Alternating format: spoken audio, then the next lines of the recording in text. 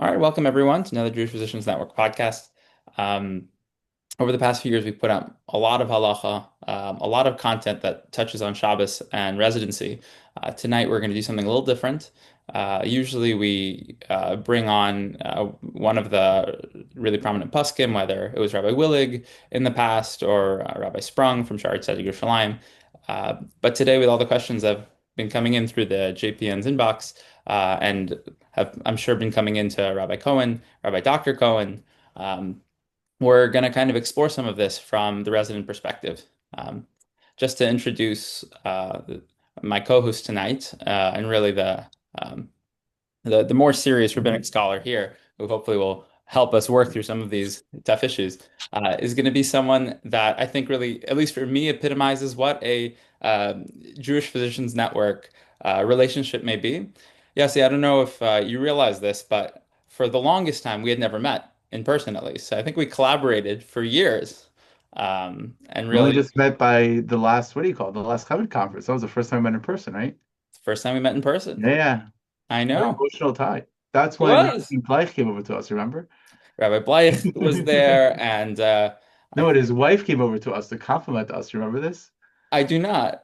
We were sitting on the side. We were both sitting there with our kids in the morning, like it was whatever it was, 8 o'clock or something like that. We were both sitting there with our kids, just taking care of them. And I think that's when we first ran into each other. And she walked over to apparently commend us because she was so impressed that fathers were able to take care of children.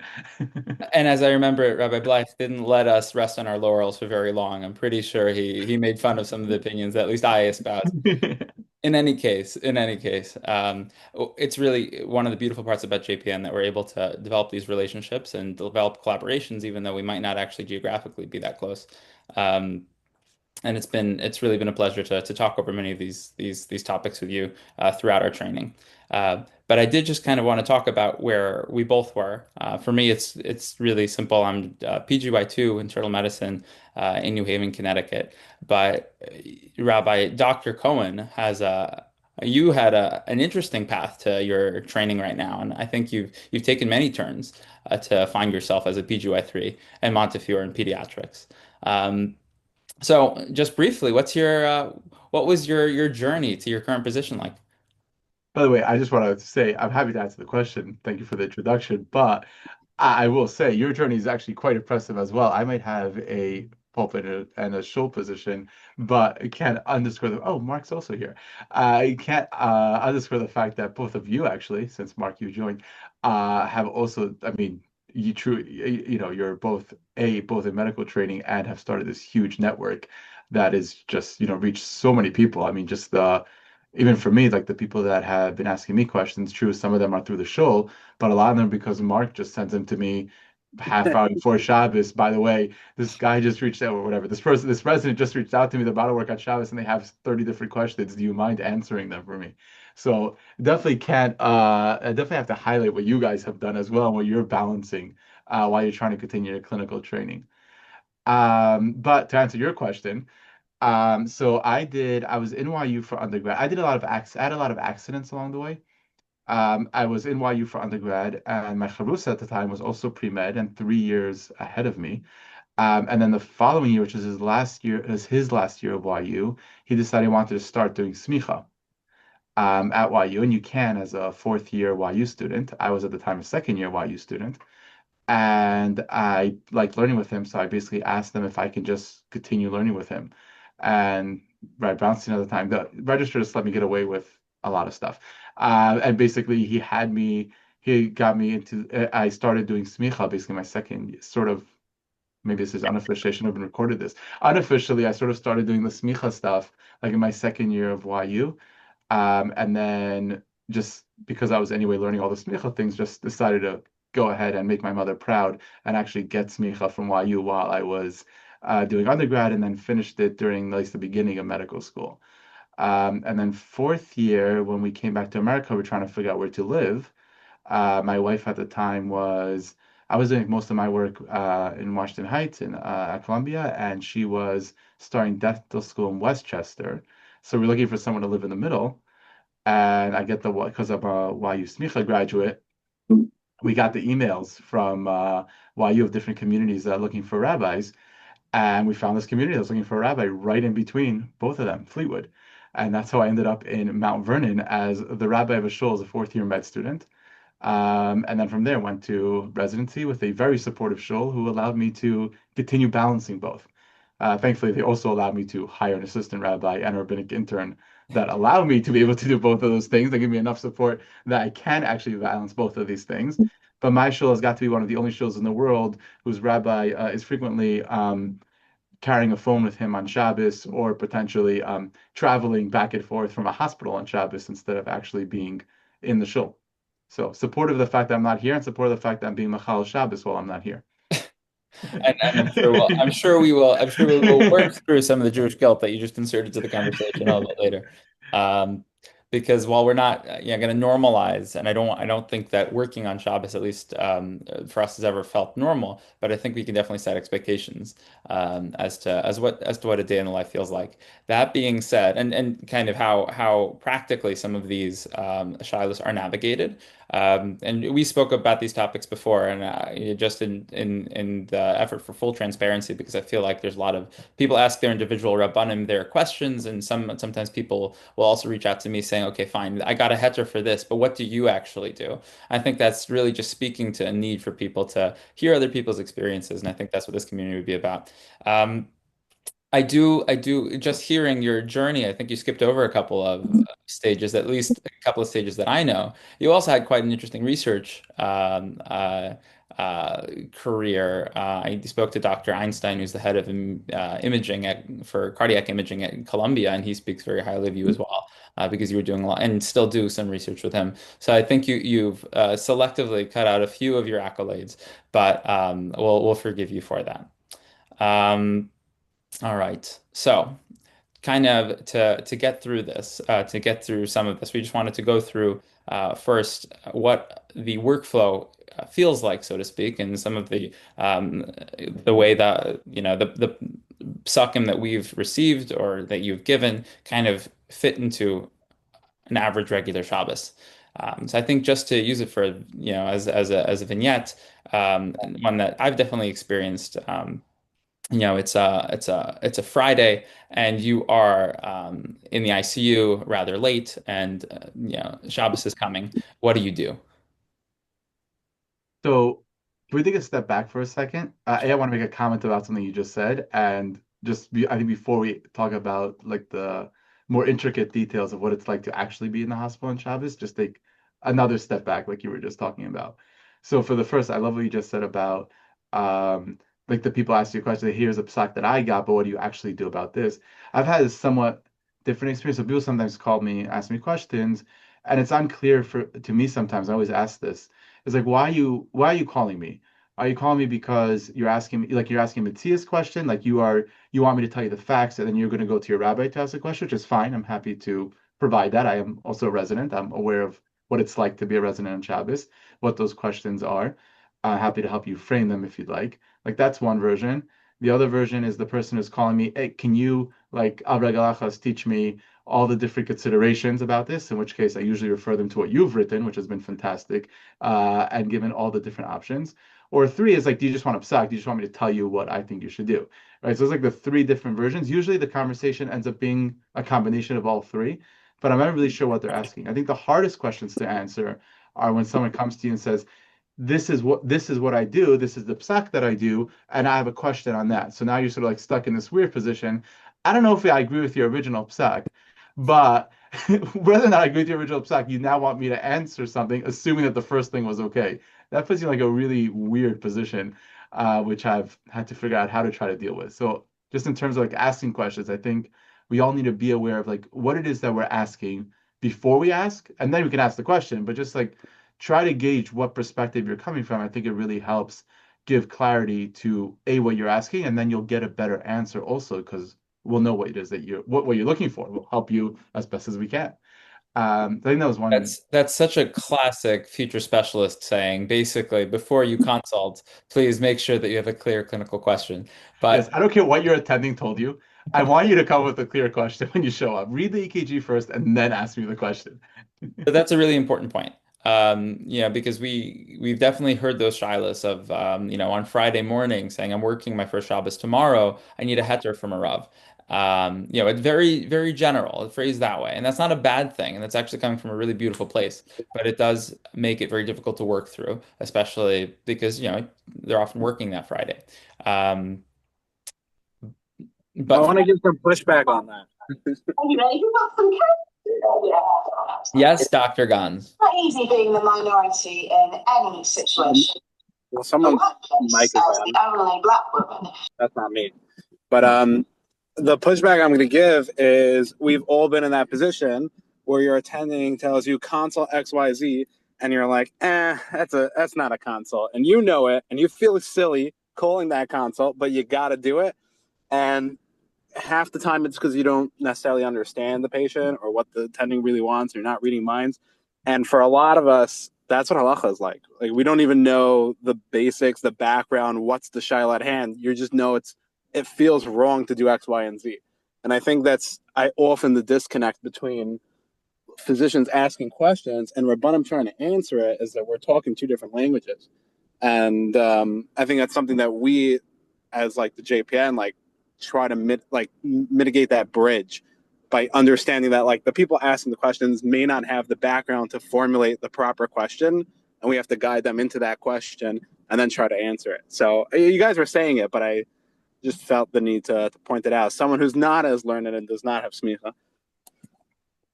Yet. Yeah. So Mark, I was trying. I didn't say it clearly. That's what I was trying to highlight when I was saying we have three types of questions that I get. Yeah. That's sort of like what I was trying to highlight. Exactly your point. And I agree that JPN is a great has provided so many resources to help figure out like which one of those three categories you're in and what it is that you're trying, what it is that you're trying to do. So let's try to answer all three of those questions, right? And so Yeah. the first question is going to be the very general question, the al regalachas question, which there's the question of I'm working on Shabbos tomorrow, do I have a heter? Very broad, Right. also coming from a really appropriate place.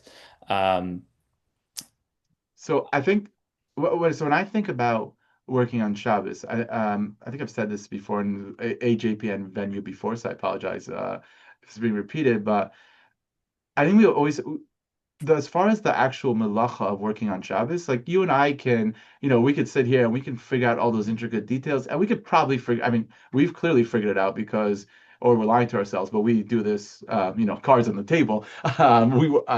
You work on Shabbos as well, I believe. We've worked on Shabbos, right? We have done this.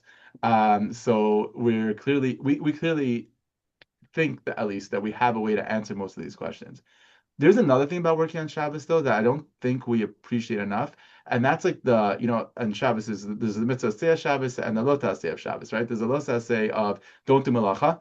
We could figure out how to avoid that issue, right? What situations, what's allowed, and how to do it. But there's also like the actual kavod Shabbos, the oneg Shabbos, the thing that we're really missing out when on Friday night you're having your Shabbos, so your Friday night dinner in front of a computer, waiting for, at least in my situation, the most recent one is I'm sitting in the NICU waiting for someone to potentially deliver or potentially a bluebell to go off. I mean, a bluebell did go off in the middle of my Friday night meal where I was, I just think ate part of my lechem mishnah, washed on lechem mishnah, about to take a bite, and a bluebell goes off. Right, that sort of kills the Shabbos spirit a little bit. And it's one thing to be able to figure out all the details, but as I think you were alluding to before, like we don't want to lose that spirit, that beauty of Shabbos as well, that we're missing out a bit when we're, not not at home with our families and instead in the hospital. Yeah, and there's definitely the sociological and definitely emotional side of this that maybe should never feel completely normal. Um, that being said, cards on the Right. table, we both do look at this very similarly in the sense of there's a tremendous mitzvah to pikuach nefesh. In other words, we take it for granted that with the work we do, we actually get to save lives. And we can talk about the exact framing and whether or not in chutz la'aretz we can have the same sort of understanding of pikuach nefesh. We've done that in other venues. But however, kind of you understand that, taking that residency spot, your understanding implicitly in halacha is that you are in a pikuach nefesh sort of role.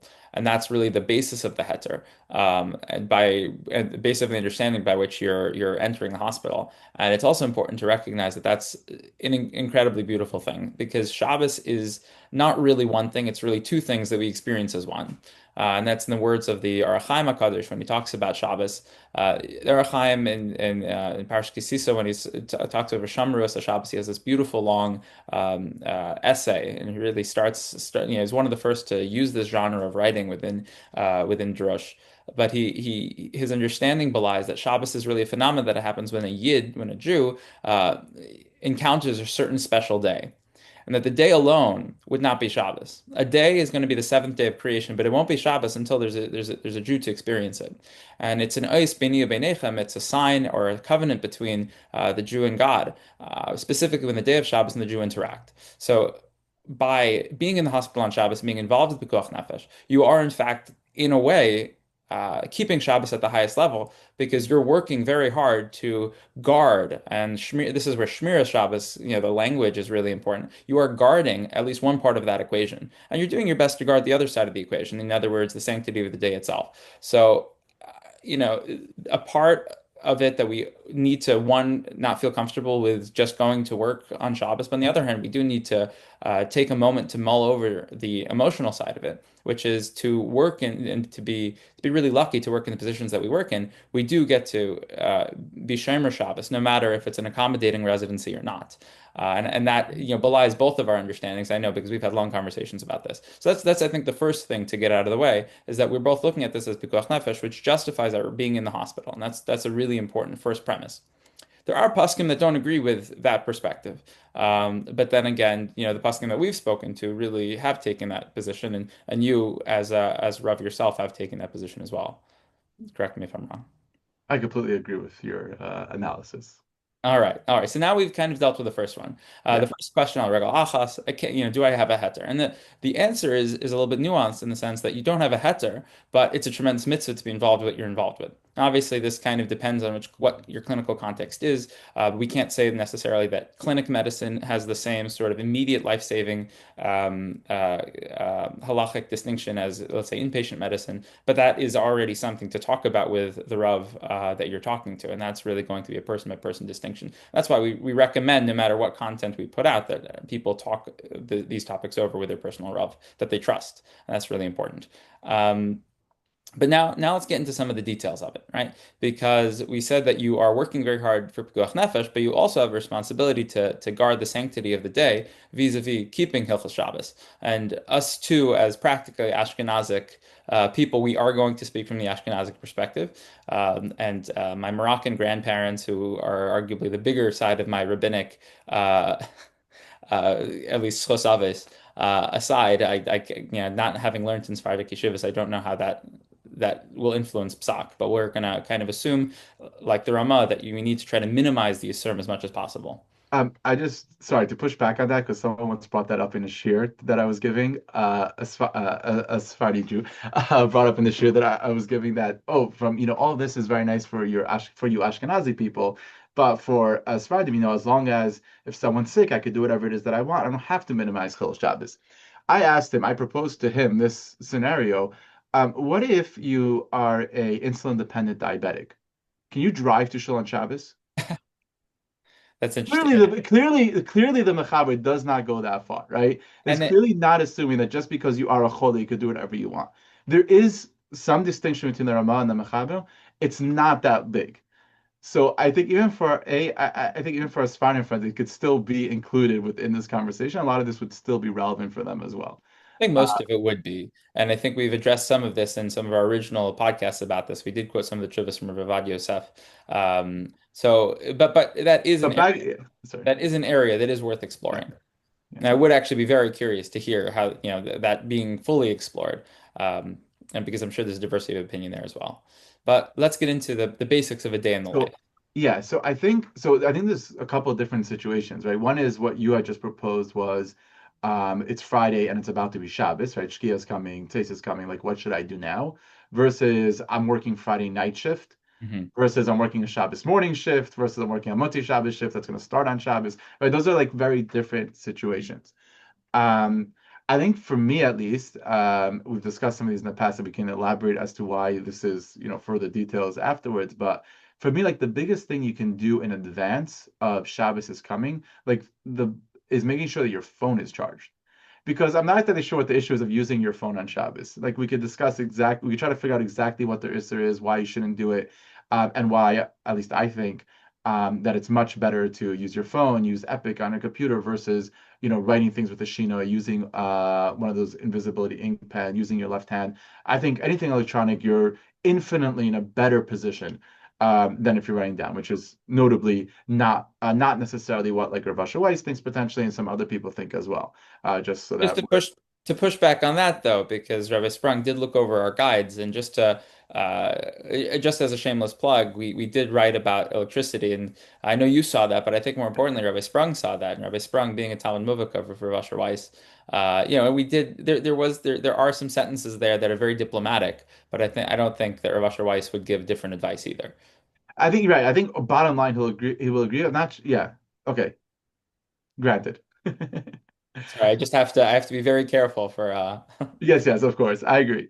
Um, but then, so leaving that part aside, right? I think that's better. I do, however, plugging your phone in to charge it on Shabbos, that's potentially a malacha deraisa according to the Chazon Ish, right? According to the Chazon Ish, potentially plugging something in could be your boner or something like that. You're actually doing a real malacha on Shabbos. So I think like on the list of most important things, if I have a shift that Shabbos, if I have a shift later that day, is to make sure that your phones are charged beforehand.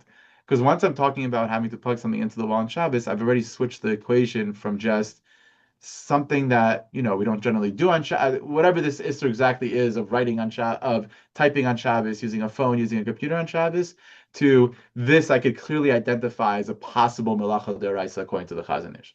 So I think like just very practically, the first thing is just make sure you have a charged phone or a computer or whatever it is. If you're using a laptop, if you access Epic on your laptop or whatever your EMR is on a laptop, same idea. So I think that's really the first thing that I try to make sure that I have. The other thing is I think also related to one of the questions that we had that we received here was whether or not on Shabbos you can prep discharge summaries, or it sounded, I didn't understand the full question. It sounded like the email signouts to each other, yeah, the not, handout. and call for signouts seems a little bit excessive, but I don't know. But I think that was the nuance of the question. And I don't have the question in front of me, but I actually thought it was a really interesting question. But if you'll indulge me, well, Yeah, let's try to address that but after sure. we go through the basic day. Going back to the base, yeah. So if so, this is working later on that Friday. So then, I mean, I guess depends on. Let's say this is the winter. My shift's gonna end at 6, right? So I'll have whatever an hour or two. So really, the Shabbos thing is first. Honestly, I'll try to daven mincha obviously before Shkias. Nothing to do with Shabbos per se. But try to get mincha in before. I would probably just for purely for practical reasons, like I usually wouldn't like eat in the hospital. I'd rather eat when I get home. Ideally, my wife will still be awake, but we would see by the time you get home, and then actually do that part there. As far as that shift that you have to do, like things that you can potentially anticipate having to be done. That's why I brought up the discharge sums. Like if you're gonna have to update your DC sums, then I'd recommend, obviously try to get them done if you can before Shkia if possible. Like, why not try to get all the things that you would potentially have to do before Shabbos itself actually starts. DC sums I think would be a little bit lower on the list of priorities from a Chil Shabbos perspective. If you know you have to do an actual procedure, then obviously try to get like those you have to get blood, whatever it is that you'd have to do. I would obviously try to get them done before Shabbos itself. As we've discussed, I know some people think that it's better to, if you're going to order Uber to get home, that it's better to pre-order them before Shabbos starts. I'm not entirely convinced that there's a real difference between ordering it before Shabbos versus ordering it on Shabbos. But if you want to make sure you're ordering it before Shabbos, that will probably be one of the only times you can pretty much guarantee it because it's only an hour or two beforehand. So hopefully your driver will actually show up. And then otherwise, especially if you're in pediatrics, internal medicine for surgeries, might be a little bit different. I think pretty much end up working more or less the same. I'm not sure there's anything else that really changes for you other than at one point just make sure, ideally before Shkia, you would say, I'm being Makabel Shabbos now, and then you'll continue working. But Yeah, again, having that, and to yeah, add to that, right? And to add to that, what we recommended when we wrote up the positive side of Shabbos was that you try to wash your face and your hands with hot water, which is the bare minimum of, what the Shulchan Aruch recommends to go into Shabbos with. And I think that beyond the cleanliness, because we're all clean in our generation, but it ritualizes this idea of taking in Shabbos. Um, and just having something that's different, and just having something that's different, whether I know, Rav Willig, I know told Yonah Rubin, whenever you're working on Shabbos, show up with a suit. I love that. Like, I don't think I appreciate it at the time, but I love that advice. It's like, I never did it, to be honest. 'Cause I think that'll be weird. But I mean, that's just great. It's like clearly symbolizing that, it's Shabbos now. And it's, even though I'm working, it's still Shabbos. Rabbi Sprung agreed to is that if you have the chance and if it's possible, and again, this is in the effort to ritualize the experience of taking in Shabbos in a non-ideal circumstance, would be to, if you're in surgery, switch your scrubs out so that you're taking in Yeah. Shabbos with susnikia with clean clothing, and in that context, clean scrubs. Obviously, it depends. That might work better for a shift that you're going into or something like that. Or having special scrubs, and that might be something that's also equal to when you're having a Shabbos day shift. Yeah. And I just wanted to go through this chronologically. So now that Shabbos has come in, which is the first time we experienced Shabbos, going home, you already alluded to that you'd be calling an Uber. And so there are various different ways to get home. Obviously, there would be what most people do on every other day, which is drive home, and that's by far the least recommended halachic way of getting home. And very hard. When I say least recommend, it's also very, very hard to justify halachically, practically. Um, Internal combustion engines are actually combusting, and therefore it is maiver, which is lighting a fire. You are functionally every time you press the gas pedal lighting a fire. So that's a very hard pill to justify halachically. It might be justified in certain clinical settings. If you're an interventionalist or you're an emergency personnel, that actually might be justified because you might need a way of getting back to the hospital. But irrespective of that, we've always recommended, and what I know that you also recommend is using an Uber, which would functionally be requesting someone who's non-Shabbos obligated, someone who's not Jewish, to drive you home using a Mir Nachri. Right, completely agree. I will say, sorry, just to push back on that first point, there might be a difference between a resident versus a fellow, like someone who's on service versus someone who's on call. Right, on call might be, again, on call, you might end up being in like for lack of a better term, the Hatzalah category, where, we'll let you drive back and forth because You might be considered more of an emergency personnel, meaning yeah, sure, exactly. the interventional cardiologist, right, might need a quick way to come back to the hospital. Therefore, that would allow them to also drive back home, even if it would be on Shabbos, potentially. But Correct. though, obviously, each question should be addressed individually. Yeah. And then correct for Uber is definitely infinitely better than actually driving yourself. As I know in New York City it's or in New York area it's an option. I don't know if it's an option outside of that, but Uber Green is fantastic because then you're getting an electric car. You might be getting a shvus to shvus. You might be getting two derabanans because there's the Amir al-Nachri of asking a driver to take you, plus the fact that it's an electric car. So that's absolutely fantastic. I love. I think it's a game changer for having to go back and forth on Shabbos. That's fantastic. And then I know this is slightly different than how it's written in the guide, in the JPN guide, but well, sorry, then Subway would probably be better than that, or bus potentially even would be better than that. And then I'm not really sure there's a real difference, practical difference between riding a bike versus walking. I know the JPN guide does not agree with with that. So the You put difficulty it, is the yeah. difficulty is and the difficulty with writing that guide specifically. I think that was actually probably one of the hardest guides to write because it touches on so many different sugyas. It also really depends where you're commuting from and to. So, in other words, in a place with an Eruv, the mechanics of which malachas you might be doing are very different. Um, and that was something that we really struggled with, because trying to write very broadly, some people have an Eruv. New Haven has a greater New Haven Eruv, which is fantastic, which happens to go from Yale, depending on which side of the hospital you get out, all the way to where we live in Beaver Hills, which is beautiful. Versus, a place where you might not have an Eruv. And that's why I think it was also hard to recommend using the subway as being better than Uber. I know we've spoken about this before, but you come into many situations where maybe the subway or public transportation would be theoretically a better halachic option if it wasn't for the fact that you might be walking through what could be concerning for Shus Rabim, even Deraisa potentially, which would, kind of cause a malacha deraisa to get you before you get onto this, very halachically ideal version of, and that's so site specific. It's almost, you really need to go over these details with the Rav.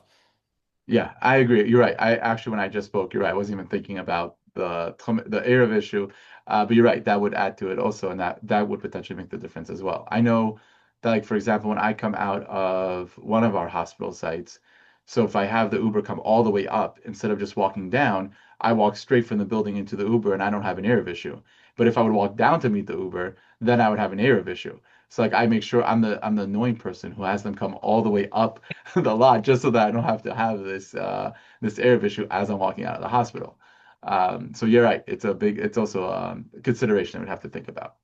And I will I say, I have a question because I talk to a lot of people who are not in medicine. Um, they always push much harder than the people in medicine. In medicine, they're very quick to accept any possible heter that you're willing to give them. But people outside of medicine are like, "What do you mean you do that? Like, how is that? What are you talking about? You work on Shabbos?" My parents just turned to me the other day and they're like, "What do you mean you're going to be in the hospital on Shabbos?" And I said, "You guys haven't been listening for the past like 5 years. Like, what? What do you think I've been talking about?" But the can someone explain the rationale of, I'm now in surgery resident. I'm not on call. It's not emergency. I'm just a person on shift for Friday. It's Shabbos. What's the rationale that I can do anything, even if Shavuos to Shavuos is there a bun and it's a milah nachri? Like what's the justification? I'm now going home in Uber. What's the difference if I was home and wanted to go to a friend versus I'm in the hospital and I want to go home? There's no patient care involved. It's a very hard pill to swallow. I love the way you framed the question, right? And we should talk about this because there's going to be many things in the hospital that you're going to need to do or need to be involved with that might not directly be patient care related. Someone asked a great question, texted me in anticipation of this share. Are you allowed to use the Purell hand sanitizer sort of Mm. things? The classic question that Fred Rosner asked Ramesha Feinstein was, are you allowed to use the elevator? I actually think Ramesha yelled at him for not using the elevator in the way he writes it actually. So let's explore that for just a second, Rabbi Cohen. Rabbi Dr. Cohen, how do you work through maybe the non-clinical sort of needs that physicians might have? So I mean, I think we end up phrasing most of them as clinical needs. So I will say that the ones that that Mark was just talking about was potentially slightly more complicated, and I get that question a bunch actually from people. Well, I'm anyway going to take an Uber home from the hospital on Shabbos. Can I, instead of going to my house, can I go to my parents' house, which is two boroughs over, whatever it is, right? Like if I'm anyway going in the car, let me go to my as he points out, right? Let me go to my friend's house. Why am I just going to my house, right? Let me go skiing. You'll get to be able to go further. So I think that one's slightly more complicated than the non-clinical situations that you just brought up. But I think we should do yours first, if that's okay, and then we'll Yeah, potentially let's switch set the back. foundation before Yeah, we let's do the we foundation jump. before we make this more complicated and figure out how we can go on vacation from shift while in the hospital on Shabbos. So I think that you think about most of those things in the clinic in a clinical way, meaning I think some of those examples that came up, right? So the Purell thing, like when I first saw that, I was like, well, I think the ID specialist in my hospital would go crazy if they saw that question. It's like, what do you mean? Of course you have to use the Purell. That's part of infection control in the hospital, and it's really important to always do it. And they have, I think, I mean, they keep saying they have studies that highlight that people that aren't using the Purells frequently. That's why they have them all over the place. It increases transmission of disease. And that's why they need to have them there. So I think that the pure. I think you should. I think you're obligated to use the Purell thing on Shabbos. Like otherwise, you're walking around getting everybody sick. I think it'd be Okay, terrible not to do that. pro Uh, Purell. All Pure, right. poor Purell. Yeah, that's my first thing. My program director is also ID, so if you just let her know, just my letters of recommendation for fellowship are in, so I think we're good. But just in case, if you could pass that on. The other considerations, like the elevator, you can also talk about, every time you walk into the resident room, if the lights are automatically turning on, I don't know, should you be walking out that extra time or not? right? I think these all go into like the broader question of this might not be direct patient care, but this is part of patient care, right? So true, I can take the steps, but if I am covering a hospital where I have to go through 5 flights of steps and I keep having to go back and forth, and it's just physically impossible to just keep having to do that, um, then it's part of patient care to use the elevator, right? On the other hand, this is where it's really hard to answer these questions a lot of the time when you're not at the hospital that everybody else is in, because I don't know your situation, right? Like I know that in my hospital, I'm more or less when I'm covering a team, I'm covering 2 floors. So I can take the steps all day and it's not a big deal, right? But if you're doing, more than that, it is significant. It doesn't make sense to do that. So I think a lot of these things will end up are patient care related. You cannot, I think what you have to think about is can I function as a physician if I don't do this? And then the trick is you have to be honest with yourself. And that's Yeah. the hard part. And I would add to that, I think you should normalizing this conversation so we can all talk about it amongst ourselves or amongst each other is really important. Uh, Both so that we're not overly stringent with ourselves, which I think I've heard more often than not, but also just to keep each other. Sanity is an emerging phenomena of having enough social contacts. I think this conversation is also important to have amongst others. All right, so we dealt with some of those non-clinical needs, which would include, using a bathroom that happens to, have an electric faucet or an electric engagement um, for the lavatory or anything like that. The Purell, we dealt with the elevator. And now to come back to Mark's question as to how or what is the basis of allowing physicians to travel back home from the hospital or leave the hospital and engage, an elevator or potentially, electric door. Obviously, we try to minimize that as much as possible. But what allows you to jump in that Uber on the way back home? Right. So that's the really hard question, right? So part of it ends up becoming part that it becomes an extension of again the pikuach nefesh on Shabbos. This is part of I was working in the hospital. This is what's letting me be able to work in the hospital, and therefore I am allowed to go home because that's all part of that experience. The famous machlokas. If you know you're going to be on call, do you have to be right next to the hospital? Can you be further away? And is it just part of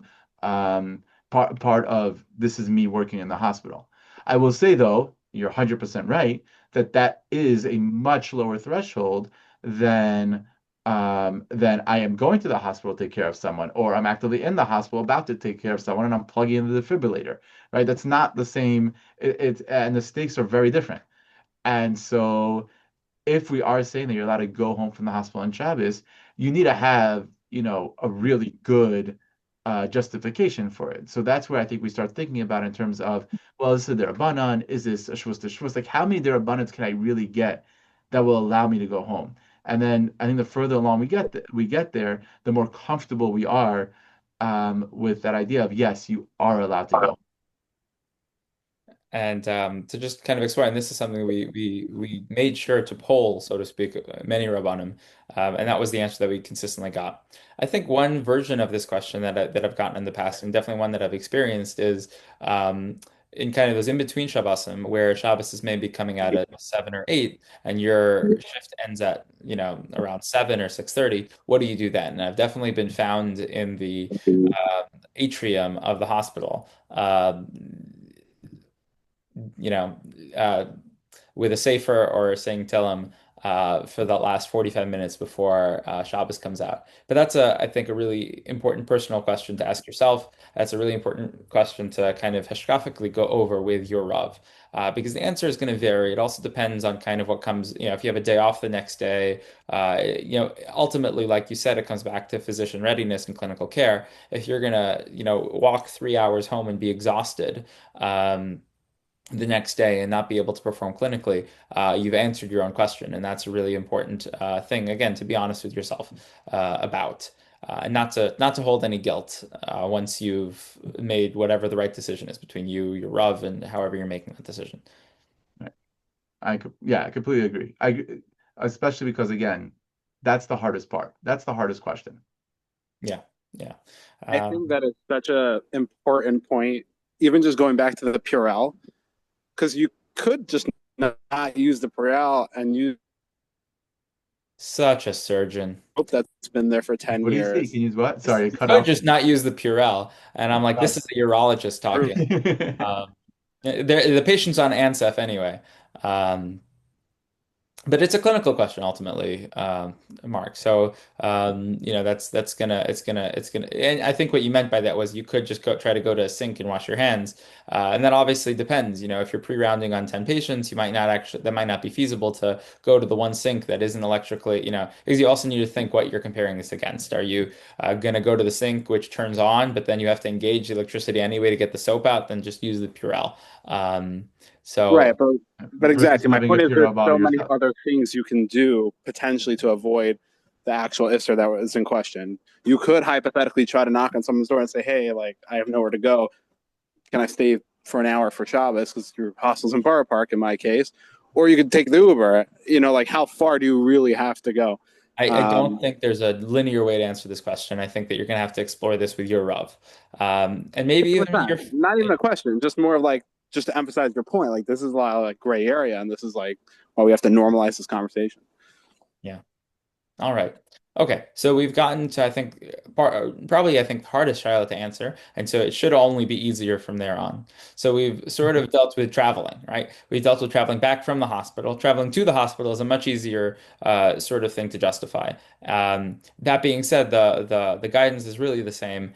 Usually, the most ideal way is to call an Uber. Therein, you are completely right. It is sometimes harder. So I've pre-ordered Ubers, and then those Ubers came too early and then left before the actual time, and I ended up ordering an Uber anyway. So depending on where you're living, you might end up just ordering it that Shabbos morning. Um, at least the experience on my side, depending on what time Alisa Shachar is, trying to daven before and make kiddush with your family, even if it's just your wife who's before a cup of coffee, does add something to the day. Um, and I think my 4-year-old has appreciated having grape juice that early in the morning, which we don't usually condone. I didn't realize we were going to Shabbos Day. Yeah, but I completely Let's agree. let's because we've dealt with Shabbos night, coming back from the We're hospital. coming back. All right, let's just do Shabbos Day. Yeah. Let's No, do I Shabbos completely day. agree. Coming early, I mean, this obviously depends on what time of year you're at. But Kiddush in general, we would want to do after Shacharis, at least eating ideally, I guess, after Musaf. But we deal with what we can get. But again, it's a totally different experience in the summer versus the winter, right? In the winter, you can't daven. My shifts usually start an hour and a half before I could probably daven Shacharis. Whereas in the summer, it's easy to wake up early, have some time to actually daven everything, and do kiddush at home. And exactly as you said, right? Nothing that a little kid loves more than having grape juice at 5:30 in the morning. It's fantastic. But just that excitement is like, yay, look, it's Shabbos today. So completely agree with you that's great. I'll emphasize the phone thing again for Shabbos morning. Definitely, having the phone charged the night before so that hopefully gets you through your shift, I think is a really, really big deal. And then Charged and disconnected from the charger, because yes, and disconnected from the charger. Yes. invoking the Chazon Ish would also mean that you're Seiser, you're destroying something, if you're pulling out the circuit. Um, yeah. So yeah, so exactly same thing there. And then yeah, you would go to the hospital the same way, same conversation really we had about Friday night would be the same, it would be the same thing. And then I think I find then it's the challenging part of being in the hospital, being comfortable with what it is that you're doing, that you are taking care of patients and you're doing things that are important, but not forgetting that it's also Shabbos. I can't tell you how many times I've definitely done this where on Shabbos I probably used the computer for something that was not medically important at all, relevant at all. Who knows what it was? I just had the computer open in front of me. It's like, wait, it's Shabbos. I'm not allowed to do that right now. This is not patient care, right? But you just have to like have that, that reminder, whatever is that, hey, it's Shabbos. You're not supposed to do that. Yeah. Yeah. And you will make mistakes. And it's not about making the mistake, but about coming back from that, not allowing that to ruin the day for you. Um, all right. So now let's talk about pre-rounding. I think the way I, on a normal weekday, would start pre-rounding is I print out my list. Can you walk me through if that's a good idea? All right. So I found personally, and I think the reason why I did this was because of Shabbos, But I tried very hard to switch from, and this is very institution dependent, and it probably will be, uh, when I can get away with this. But I use the handoffs in Epic Mhm. uh, all the time, and on my phone as well. At least by us, we can now start updating to-dos on Epic on the phone itself, which is like a new update as of like a couple months ago, at least for us, which is a game changer also. So all that to point to, I try very hard to not print the list on Shabbos, right? Because again, printing the list on Shabbos, you're probably doing a derabanan of sorts. I don't think you're a deraisa. You're doing some sort of derabanan of some sort of ksiva. There's writing that's happening here. I don't think you can really call it deraisa writing. You're pressing a button on the computer and it's causing. I don't know. It's sort of hard for me to imagine that is. You're invoking a gram, in other words, that you're being goyrem ksiva to happen, which is Yeah, an it's a bad grammar though, so I don't know if I would it's a use that. bad grama. It's a It's a bad bad grama. grammar. But So it's not like ksiva, like classical ksiva, right? Classical ksiva, you think of.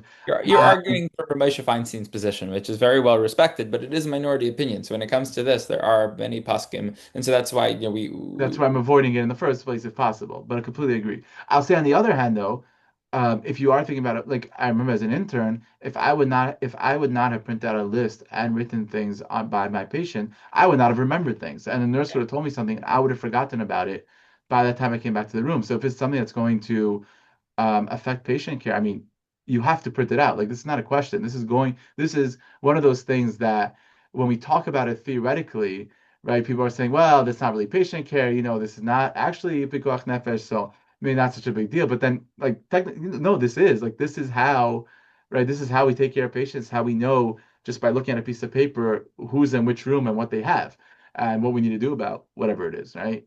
So I think it's really important to highlight that, and then therefore that's a justification for printing.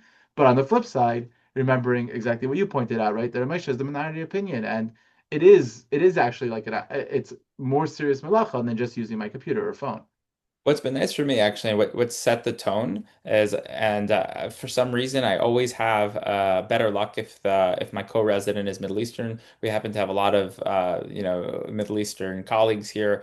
I always ask them to print. I set everything up and said, "Can you please, it's Sabbath for me today. Can you please just press print?" And honestly, it's been more of a bonding experience, and I actually think being honest with your co-residents and talking about it is really important because then sometimes they'll be willing to switch for you for the next Shabbos. If they see something is in actuality important to you and see it's something that you're aware of, it actually becomes sweeter, and then you have other people looking at you, and that reminds you that it's Shabbos as well. Plus, that's a good way around. In other words, using a Mirla Nachri to print out your list is usually a workflow Yeah. that worked out for me. I don't think I ever had to print out the list myself. And to your point, Amir al-Nakhri works really well and also swapping everything works really well if you are just an incredibly friendly and supportive person in residency. Like you should be the guy, the person that everyone goes to when they want a favor. And you should be looking to do people's favors. It's good for, your professional career in general, but also it's great. It's fantastic. I've asked people to swap with me things, and I offered to take a worse shift so that I get out of having to work at Shabbos or whatever Yantiv it was. And they said, no, why would you take a worse shift for this? I'll switch this other shift that's equipped. I mean, they're just so unbelievably generous because again, you just have to be the nicest and most supportive person. Like you have to be the one that everybody loves. It's great for Kiddush Hashem in general, but great for your professional life and great for Shabbos and religious life in the hospital. 100%. And I always see it reciprocate. And you might actually be that change on a clinical team to make the culture better.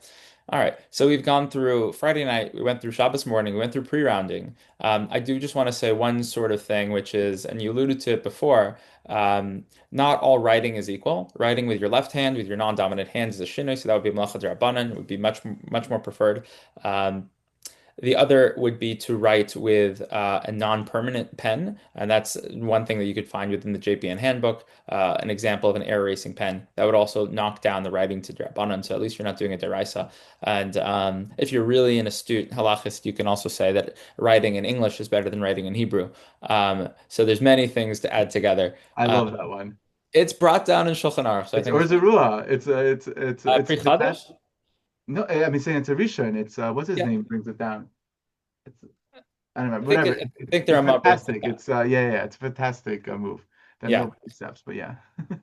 And I think therein, I think we've addressed, at least for the internist, most of the things that you're going to come across. I think, and honestly, I apologize to all the incredible questions that we weren't able to answer. I think we did, in an indirect way, talk about the DC sums. We were able to talk about PRL. But for all those questions that kind of apply to other procedures, phlebotomy, paracenteses, lumbar punctures, some of the surgical questions that came in, uh, hopefully Yossi or Rabbi Dr. Cohen, hopefully this wasn't such a bad experience for you, and hopefully we can try to do this again soon. Sounds fantastic. All right, all right. I can stay on just a little bit. If anyone wants to push a question, I can turn the record feature off, or we can end now.